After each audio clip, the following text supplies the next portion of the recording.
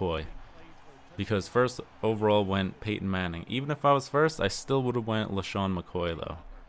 He's just, people might get mad I picked him over Adrian Peterson, but I think McCoy is going to have a pretty terrific season like he did last year.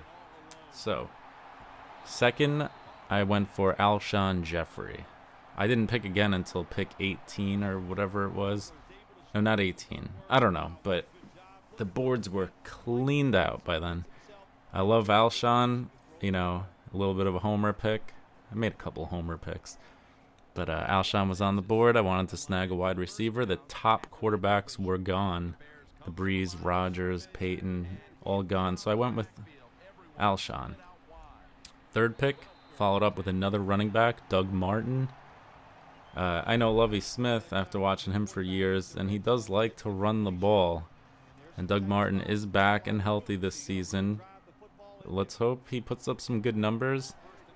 But I guess we'll have to see about that. It was starting to get slim pickings at running back at that point. But Doug Martin, I thought was a pretty good pickup.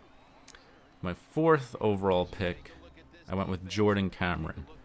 Now, I'm feeling real good about Jordan Cameron because out in Cleveland, they lost Gordon for the year. Hawkins is looking like their main wide receiver. Jordan Cameron's going to be collecting the ball.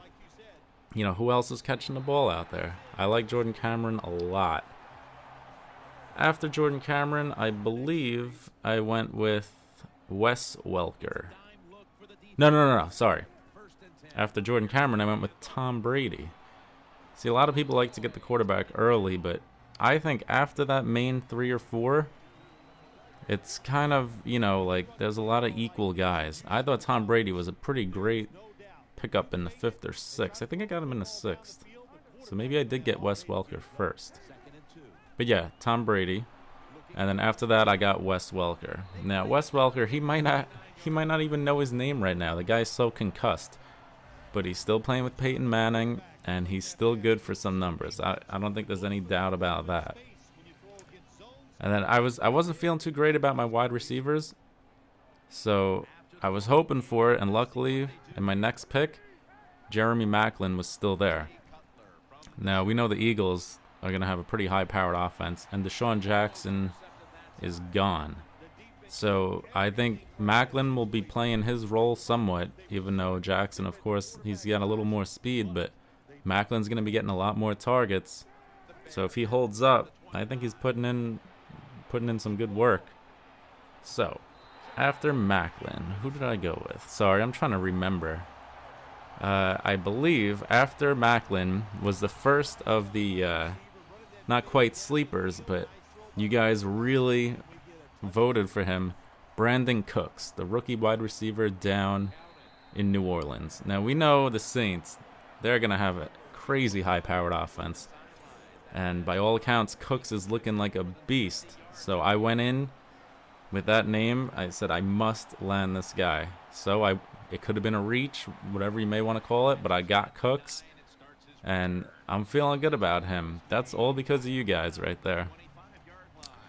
After Cooks, I believe I went with Tavon Austin.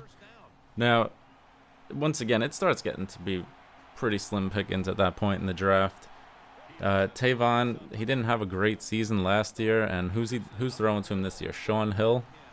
Either way, it's always potential there.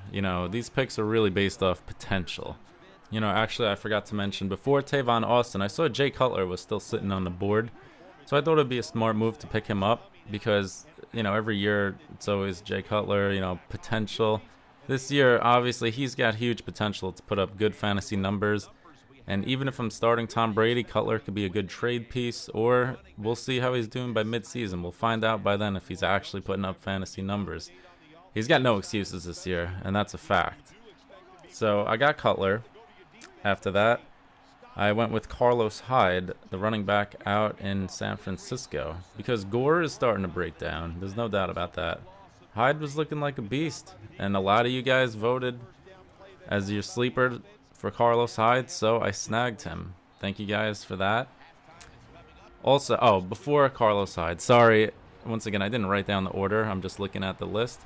I went with Jordan Reed. Now, a lot of people could get upset about the 3 tight ends, but Jordan Reed's got huge potential for the Redskins. And I got Cameron starting, so even if, you know, Reed doesn't make the flex spot, because I'm liking Brandon Cooks there right now. But if Reed doesn't make it, once again, great trading piece right there. And then I went with the Rams D, special teams, because Seahawks were gone. They were gone pretty early, so I like the Rams a lot. I wanted Aaron Donald so bad in the draft. The Rams took him 1 place before the Bears, so hopefully, you know, the Rams D, they got stars in that line, so let's hope they put up some numbers. I went with Robbie Gould as my kicker. Little homer pick. I love Robbie Gould, even though he's kicking in Chicago. The guy is great. And then, another super sleeper voted by you guys. This name was popping up often. Tim Wright, the Patriots tight end that they had just traded for from the Tampa Bay Buccaneers. One guy pointed out that he matched Jimmy Graham in the last 5 weeks of the season last year in touchdowns, and that's a pretty awesome stat right there, because Jimmy Graham went early, round 2, I believe. And you know, Patriots, they're not running the 2 tight end set as much as they did when they had Aaron Hernandez, but it's looking like Tim Wright's going to be playing a bit of that role, though. He's a pure pass catching tight end. Once again, another possible trade chip right there. So as my last pick overall, he was sitting on the board. I was like, whatever, let's take a shot at it. I went with Jonathan Stewart.